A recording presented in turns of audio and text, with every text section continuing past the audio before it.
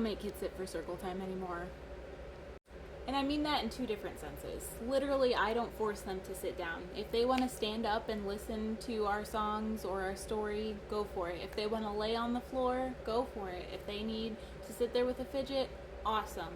However they want to be with us in that space, they are more than welcome. I also mean I don't make them sit for circle time in that I don't force them to participate, or if they get distracted and walk away, I'm not going after them anymore. I spent so much time redirecting kids to come back to our carpet or our circle or whatever the circle time space was that it just caused more dysregulation among the kids who were actually there. So if a kid wants to walk away, I let them. If you're feeling really ambitious too, before circle time even starts, you can give a different option, saying, you know, if you don't want to sit for circle time, you can come over here and read a book, or you can play with this thing that we have open over here. And now I know you're like, well, if we give them the option, who's going to want to sit for circle time? Honestly, maybe none of them. And that's okay. You're not a bad teacher if your kids don't want to sit for circle time. Also, if you have this as an option all the time and they know that they always have the choice to walk away, eventually the novelty is going to wear off, and those that want to stay for circle time are going to stay for circle time. And the kids who don't will get to go do something else, because they're not going to learn anything anyway if we're forcing them to stay over here. After several redirections, they still want to walk away.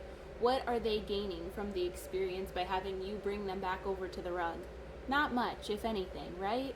So you can let them walk away. You can even provide an alternative, whether that's a quiet activity in a different area of the room, or books in a different area of the room, or just the calm down corners open, whatever it may be.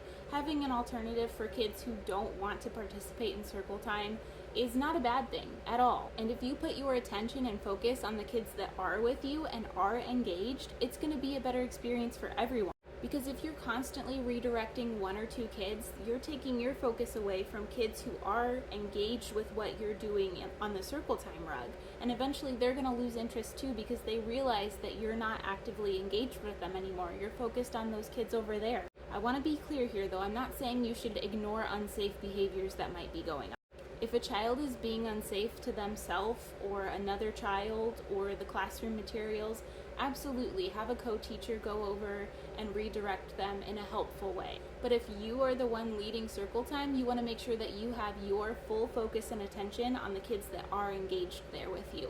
Otherwise, you're going to lose their focus and attention too. So if something unsafe is happening, absolutely have someone redirect in a positive way. If that's not happening and a kid is just bored and they get up and walk away, let that happen, because it's going to be better for everyone.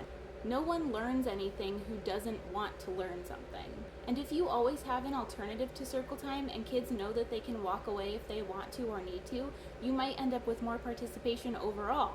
For some kids, circle time is never going to be something that they click with or want to do, and that's okay. But some kids, they might like participating sometimes, and sometimes they might not be feeling it. They're far more likely to be engaged with you because they want to, and they know that they have the option to walk away if they're not feeling it that day. So yeah, I don't force kids to participate for circle time anymore, and you don't have to either.